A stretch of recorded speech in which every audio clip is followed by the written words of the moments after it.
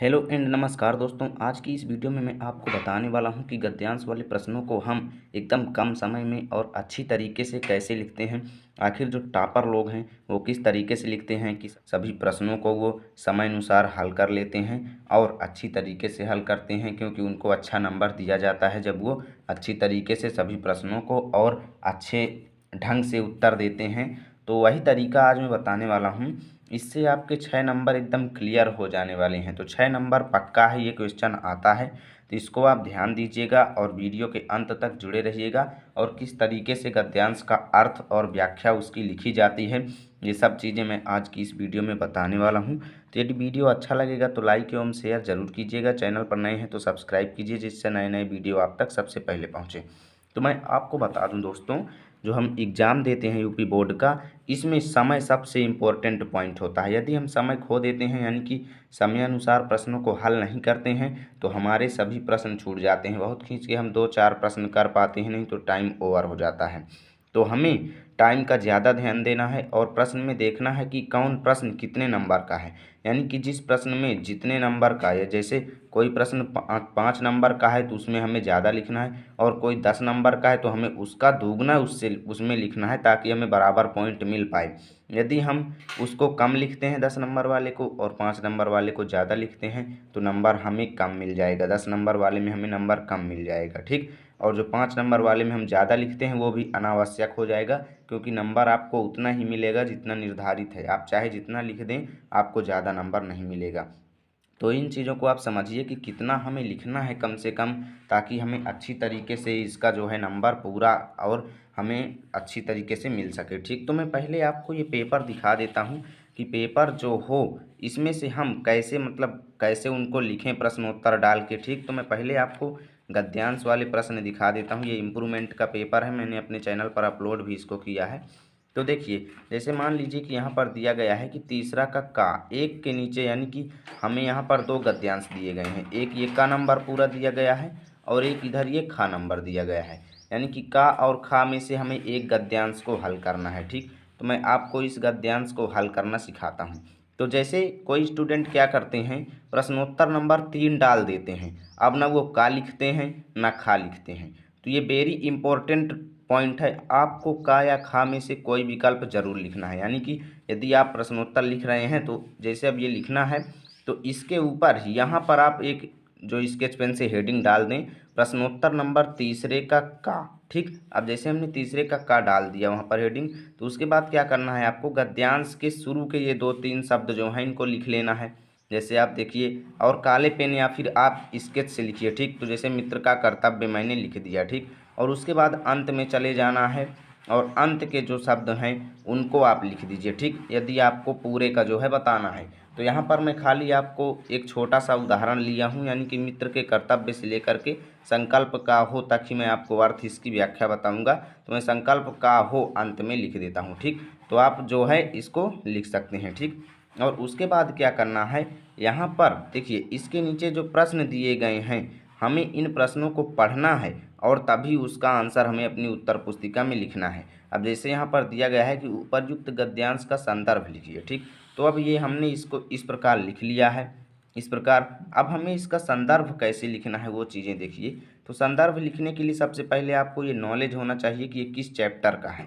तो आप ये देखें तो मित्रता चैप्टर का है, आचार्य रामचंद्र शुक्ल द्वारा रचित है, ठीक। तो संदर्भ हेडिंग आप स्केच पेन से डालेंगे और डबल लाइन जो है नीचे कर देंगे, ठीक। और एरो लगा करके उस लाइन को पूरा छोड़ दीजिए और अगले लाइन से अच्छी तरीके से यहाँ से व्यवस्थित कीजिए। और देखिए, टॉपर लोग जो होते हैं वो संदर्भ में, हम लोग क्या करते हैं इतना बड़ा संदर्भ लिखते हैं, लेकिन टॉपर लोग क्या करते हैं संदर्भ लिखने में वो समय बचा लेते हैं। वो कैसे करते हैं, वो सिंपली लिख देते हैं पाठ का नाम बराबर मित्रता और लेखक का नाम बराबर आचार्य रामचंद्र शुक्ल, और नंबर उनको भी बराबर मिलता है, 2 नंबर उनको पूरा मिलता है संदर्भ का। और हम लोग इस तरीके से लिखते हैं। तो यदि आप टाइम अपना बचाना चाहते हैं एग्जाम में, तो आप अच्छी तरीके से उसी को लिखिए कि पाठ का नाम मित्रता, लेखक का नाम आचार्य रामचंद्र शुक्ल। इतना बड़ा आप मत लिखिए, लेकिन इतना बड़ा कैसे लिखा जाता है ये चीज़ें मैं आपको बता देता हूँ, ठीक।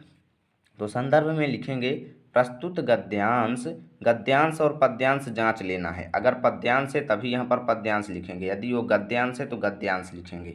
हमारी पाठ्य पुस्तक हिंदी गद्य में, और यहाँ पर पद्य नहीं लिखना है, गद्य लिखना है यदि यहाँ पर आपने गद्यांश लिखा है, और यहाँ पर पद्यांश लिखा है तो यहाँ पर पद्य लिखना है, ठीक। में संकलित मित्रता। अब जैसे हमने मित्रता लिखा और इसको हमने अगल बगल से इसको घेर दिया है, तो इससे क्या होता है कि जो एग्जामिनर होता है उसकी नज़रों में ये वर्ड हमारा सबसे पहले पहुंचता है और वो देख लेता है कि हाँ मित्रता चैप्टर का है और वो हमें अच्छे अंक दे देता है, ठीक।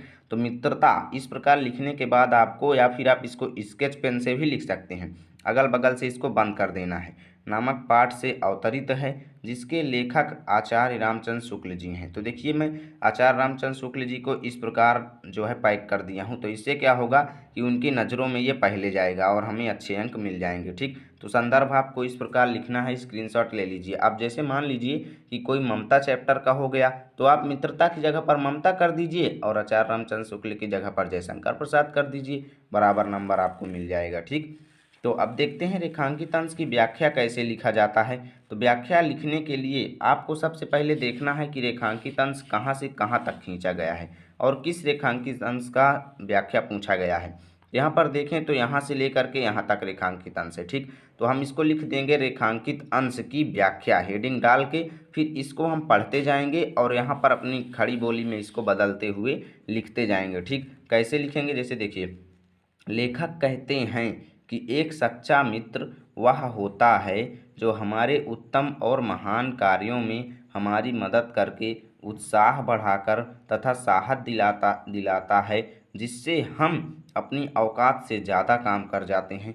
यह कर्तव्य केवल उन्हीं मित्रों से होगा जो कोमल चित्त और सच्चे संकल्प वाला हो, ठीक। अब क्या करते हैं बहुत से स्टूडेंट, उनको पता नहीं होता कि व्याख्या कहाँ से कहाँ तक पूछी गई है, और वो क्या करते हैं इस पूरे गद्यांश का यहाँ से लेकर के यहाँ तक का पूरा अर्थ लिख डालते हैं। तो अब समझिए कि जब इतना लिखने में हमें कितना समय लगता है और उसका जब हम 3 गुना लिखते हैं तो कितना समय न लगता होगा। इससे क्या करते हैं वो अपना बहुत समय बर्बाद कर देते हैं, जिससे उनका नंबर कट जाता है, ठीक। तो ध्यान दीजिए, जहाँ तक रेखांकित अंश है वहीं की व्याख्या आपको देना है, क्योंकि यहाँ पर लिखा गया है रेखांकित अंश की व्याख्या कीजिए, तो आपको केवल रेखा वाले अंश का ही व्याख्या करना है। अब यहाँ पर अच्छे मित्र के गुणों का उल्लेख कीजिए, ठीक। तो इसी पद्यांश में आपको ढूंढ करके यहाँ पर लिखना है। तीसरा प्रश्न इस प्रकार हेडिंग डाल देना है और अच्छे मित्र अनेक सच्चे गुणों से युक्त होते हैं, जैसे, फिर उदाहरण भी लिख देना है। मैंने यहाँ पर लिखा नहीं है, उदाहरण में आप लिख दीजिए, जैसे पराक्रमी, साहसी, और हमें वो हमारी मदद करने वाले होते हैं, सहिष्णु होते हैं, शिक्षित होते हैं, ठीक। तो इस प्रकार कई गुण होते हैं अच्छे मित्रों में। तो ये आज मैं आपके 6 नंबर एकदम पक्के कर दिया हूँ। यदि आप इन आइडियाज़ को फॉलो करते हैं तो आप एकदम टॉपर की तरह अपने गद्यांश और पद्यांश में अच्छे अंक प्राप्त कर सकते हैं। और मैं अगले वीडियो में आपको और भी महत्वपूर्ण वीडियो लेकर के आने वाला हूं। तो यदि अभी तक चैनल सब्सक्राइब नहीं किया है तो कर दीजिए, वीडियो को लाइक कीजिए, चैनल पर नए हैं तो सब्सक्राइब कीजिए। मिलते हैं आपके साथ अगले वीडियो में।